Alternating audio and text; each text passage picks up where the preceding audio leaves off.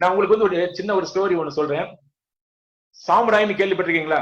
சாம்ராய் கல்ச்சர்னு சொல்லுவாங்க. இப்ப ஜப்பான் நம்ம சாம்ராய்னாக்கா பையன்கிட்ட எல்லாம் கேட்டா என்ன சொல்லுவாங்கன்னாக்கா, ஆமா சார் சாம்ராய்னு ஒரு சினிமா வந்தது அப்படின்னு சொல்லுவாங்க. சாம்ராய் கலாச்சாரம்ன்றது ஜப்பான்ல வந்து பாத்தீங்கன்னாக்கா அவர் ஃபேமஸா சொல்லுவாங்க, அவர் வந்து ஒரு வாரியர் அப்படின்னு சாம்ராய்ன்றவர். இப்ப கிருஷ்ணகிரியில வந்து ஒரு சாம்ராய் இருக்காரு, அதே மாதிரி தர்மபுரியில ஒரு சாம்ராய் இருக்காரு. இப்ப இவங்க ரெண்டு பேரும் வந்து பாத்தீங்கன்னாக்கா சாம்ராயினுடைய கலாச்சாரம் என்னன்னாக்கா தன்னுடைய திறமையை வந்து நிரூபிக்கிறது மற்றவங்க முன்னால. அதனால என்ன ஆச்சுனாக்கா ஒரு தடவை கிருஷ்ணகிரி சாம்ராய வந்து தர்மபுரி சாம்ராய் பாக்குறாரு. பார்த்த உடனே என் கூட சண்டைக்கு வரையான்னு கேட்கிறாரு. உடனே அவர் வந்து இது மாதிரிதான் அவங்களுக்குள்ள எப்ப யாரை பார்த்தாலும் வந்து கற்றாரே காமூர்வர்னு சொல்ற மாதிரி ஒருத்தர் இந்த மாதிரி அவங்க இது பண்ணுவாங்க. ஒரு தடவை பாத்தீங்கன்னாக்கா இந்த கிருஷ்ணகிரி சாம்ராயோட இன்னொருத்தர் இருக்காரு, அவர் வந்து நல்லா டீ தயார் பண்ணுவார். இப்ப நீங்க ஜப்பான்ல கேள்விப்பட்டிருப்பீங்க, டீ ஃபெஸ்டிவல்னு சொல்லுவாங்க. How to prepare tea, how to offer tea, அது எப்படி குடிக்கணும், டீ ஃபெஸ்டிவல்ன்றது ஒரு பெரிய கலாச்சாரமா சொல்லுவாங்க. அந்த டீ தயார் பண்றவர் என்ன நினைக்கிறாருனாக்கா, என்ன யாருமே இவர் டீ தயார் பண்ணி கொடுத்தா நல்லா இருக்குன்னு எல்லாம் பாராட்டுறாங்க. ஆனா அவர் என்ன நினைக்கிறாருனாக்கா, இந்த சாம்ராயை தான் எல்லாரும் மதிக்கிறாங்க, என்ன யாருமே மதிக்கல அப்படின்னு அவர் நினைக்கிறாரு. அதனால என்ன ஆச்சுனாக்கா ஒரு நாள் அந்த கிருஷ்ணகிரியில இருக்கக்கூடிய சாம்ராய் தூங்கிட்டு இருக்கிறப்ப அவருடைய ட்ரெஸ் எல்லாம் எடுத்து இவர் போட்டுக்கிட்டு நைட் வந்து அப்படியே அந்த பக்கம் போறாரு, எங்க தர்மபுரிக்கு போறாரு. போனாக்க தர்மபுரி சாம்ராய் இவரை பாக்குறாரு.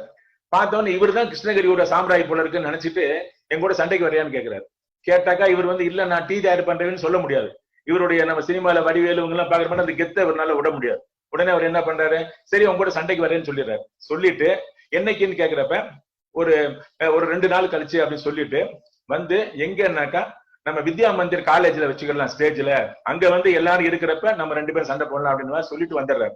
வந்த உடனே இப்ப அடுத்த நாள் காலையில அந்த உண்மையான சாம்ராய் இருக்காரு பாருங்க, அவர் எந்திரிச்ச உடனே அவர் காலில் விழுகிறாரு.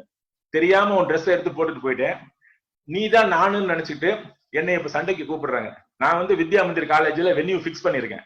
இப்ப அவங்க வந்தா நான் என்ன பண்ணணும், நான் எப்படி அது அப்படின்னு அவர் சொல்றாரு. பாரு ஒரே நாள்ல 2 நாள்ல உன்னை வந்து நான் வீரனா மாத்த முடியாது, நான் சொல்ற ஐடியாவை மாதிரி நீ பண்ணேன்னாக்கா இன்னைக்கு நீ தப்பிக்கலாம் அப்படின்னு சொல்லி சொல்லுவாரு. சரின்னு அவர் காதுல ஏதோ சொல்றாரு.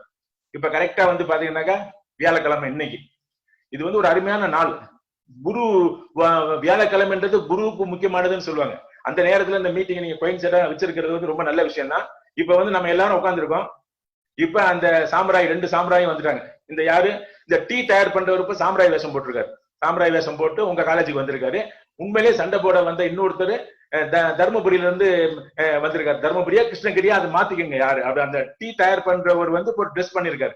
இப்ப அந்த உண்மையான சாம்ராய் இவர் காதுல சொன்ன மாதிரி என்ன பண்றாருனாக்கா 2 பேரும் சண்டை போடுங்கன்னு சொன்ன உடனே இவர் சொல்வாரு, என்னுடைய எதிரியா இருந்தா கூட நான் வந்து எப்பவுமே என் கையால ஒரு கப் டீ தயார் பண்ணி கொடுத்துட்டு தான் அப்புறம் அவரை சண்டைக்கு கூப்பிடுவேன் நானு அப்படின்னு சொல்லிட்டு இந்த சாமுராய் ட்ரெஸ் எல்லாம் கலட்டிட்டு டீ தயார் பண்றதுக்கான ட்ரெஸ்ஸை போட்டுக்கிட்டு ஒரு செஃப் ஒரு இவர் மாதிரி எப்படி வந்து அந்த கேட்டரிங் மேனேஜ்மெண்ட் எல்லாம் இருப்பாங்க பாருங்க, அந்த மாதிரி ட்ரெஸ் போட்டுக்கிட்டு நல்லா டீ தயார் பண்ணுவாரு. இதை வந்து அந்த சாமுராய் பாக்குறாரு. பார்த்தவொன்னு அவருக்கு என்ன பயம்னாக்கா, சம்பந்தமே இல்லாத ஏரியால இவ்வளவு அருமையா டீயை வந்து இப்படி தயார் பண்ணி நமக்கு கொடுக்குறாரு இவர் வந்து. அப்ப உண்மையிலேயே இந்த டீயை சாப்பிட்டுட்டு நம்ம சண்டைக்கு வந்தோம்னாக்கா அவர் வந்து உண்மையிலேயே நம்மளை அடிச்சு ஜெயிச்சிருவாரு போல இருக்கு. அதனால இப்பவே வந்து நம்ம அவர்கிட்ட தோத்துட்டோன்னு எழுதி கொடுத்துட்டு போயிடலாம் அப்படின்னு அவர் நினைக்கிறாரு. கொஞ்ச நேரம் ஆன உடனே டீயை குடிச்ச உடனே, நீங்க என்னங்க வந்து டீ வந்து தயார் பண்றது எனக்கு தெரியாது, சண்டை ஒண்ணுதான் தெரியும், உங்களுக்கு சண்டையும் தெரிஞ்சிருக்கு டீ தயார் பண்றதும் தெரிஞ்சிருக்கு, அப்ப நீங்க ரொம்ப திறமைசாலின்னு நான் புரிஞ்சுக்கிட்டேன். நானு என்னுடைய மரியாதையை காப்பாத்திக்கிறதுக்கு நான் இப்பவே எழுதி கொடுக்குறேன், நீங்க தான் ஜெயிச்சீங்கன்னு சொல்லிட்டு அவர் போயிடுவார். போனதுக்கு பின்னால இப்பதான் நம்ம நல்லா கவனிக்கணும். அந்த உண்மையான சாம்ராய் ஒருத்தர் இருந்தார் பாருங்க, அந்த ஐடியா சொன்னவர், அவர் சொல்றாரு, இங்க பாரு இப்ப கூட பாத்தீங்கன்னாக்கா என்னுடைய திறமையும் உன்னைய நான் திறமையா மாத்தவே இல்லை. உன்கிட்ட இருக்க சுபாவமே என்னது, டீ வந்து நீ நல்லா தயார் பண்ணுவ, அது ஒண்ணுதான் உன்னுடைய பலம், அதுதான் உன்னுடைய தர்மம். நெருப்போட தர்மம் வந்து சுடுறது, அதே மாதிரி தண்ணீரோட தர்மம் வந்து குளிர்ச்சியா இருக்கிறது. அப்ப உன்னுடைய தர்மம் வந்து டீ தயார் பண்றது. அந்த தர்மத்தவே நீ பாதுகாத்துட்டே இருந்தேனாக்கா அதுலதான் உன்னை எல்லாருமே மதிக்கிறாங்களே ஒழிய நீ வந்து இன்னொரு மாறணும்னு நினைச்சேனாக்கா அதுல உனக்கு அவமானம் தான் கிடைக்கும் அப்படின்னு சொன்ன உடனே அவர் புரிஞ்சுக்கிறாரு. இனிமேல் வாழ்க்கையில நான் வந்து சில மனசுல சஞ்சலமே இல்லாம இந்த வேலையவே நான் புனிதமா நினைப்பேன் அப்படின்னு அவர் சொல்றாரு. இதுதான் வந்து பாத்தீங்கன்னாக்க பெரிய மனிதர்களா இருக்கவங்களும் சரி யாரா இருந்தாலும் சரி எல்லாருமே ஒரே வேலைக்கு போக முடியாது, போக வேண்டிய அவசியமும் கிடையாது. என்ன சொல்லுவாங்கன்னாக்கா வெரைட்டி இஸ் ஸ்பைஸ் ஆஃப் லைஃப்னு சொல்லுவாங்க. நம்ம சாப்பாடே பாத்தீங்கன்னாக்கா உங்க எல்லாருக்கும் நான் கேட்கறேன்னு வச்சுங்க, உங்களுக்கு எது பிடிக்கும்னு கேட்டேன்னா நீங்க ஏதாவது ஒண்ணு சொல்லுவீங்க, சொன்னாக்கா அதவே திருப்பி கொடுத்தா அது உங்களுக்கு பிடிக்காது. ஃபெமிலியாரிட்டி பிரீட்ஸ் கண்டெம்ட் சொல்லுவாங்க. அப்ப வந்து பாத்தீங்கன்னாக்கா நம்ம எல்லாருமே முதல்ல வந்து அஸ் டீச்சர்ஸ் வந்து நம்ம ரோலை நம்ம டிஃபைன் பண்ணிக்கிறோம். நம்ம எப்படி வந்து நம்ம அப்படியே வந்து அந்த ஒரு அன்புன்றது வந்து பாத்தீங்கன்னாக்கா அதுக்கு அடைக்கும் தாளே கிடையாது. எனக்கு அன்புன்னு ஒண்ணு இருந்ததுனாலதான் வந்து சிலபஸை நான் பாக்குறது இல்ல, எம்ப்ளாய்மெண்ட் ஆஃபீஸ் ரூலை பாக்குறது இல்ல, சனிக்கிழமை ஞாயிற்றுக்கிழமை லீவு தானே நான் பாக்குறது இல்ல. சனிக்கிழமை ஞாயிற்றுக்கிழமை எல்லாம் பாத்தீங்கன்னாக்கா நான் ரிட்டையர் ஆகிற வரைக்கும் எம்ப்ளாய்மெண்ட் ஆஃபீஸ்ல வேலை பாக்குறப்ப Sunday or Saturday is not sabbath day for me. நீங்க வந்து வெரிஃபை பண்ணி பாத்துருந்தீங்கன்னா தெரியும். எல்லா 7 நாளும் நான் வருவேன் ஆபீஸ்க்கு, 7 நாளும் வருவேன்.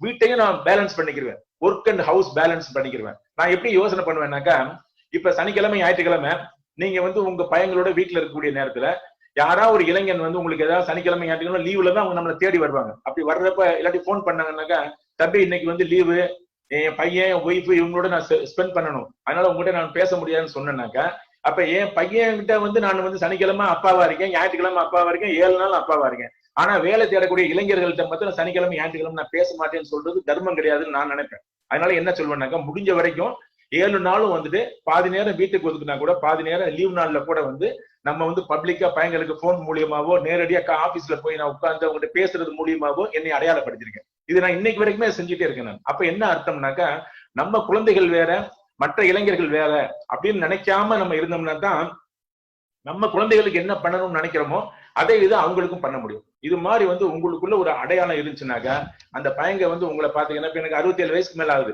இப்ப நான் புதுக்கோட்டையில வேலை பார்த்தேன், அந்த பையங்க எல்லாரும் இன்னும் எனக்கு கூட தொடர்பு இருக்கு. புதுக்கோட்டையில அலுமினி இருக்காங்க, நிறைய வேலைக்கு போனவங்க எல்லாம் இருக்காங்க. விருதுநகர்ல வேலை பார்த்தேன், விருதுநகர்ல ஒரு பெரிய குரூப் இருக்காங்க.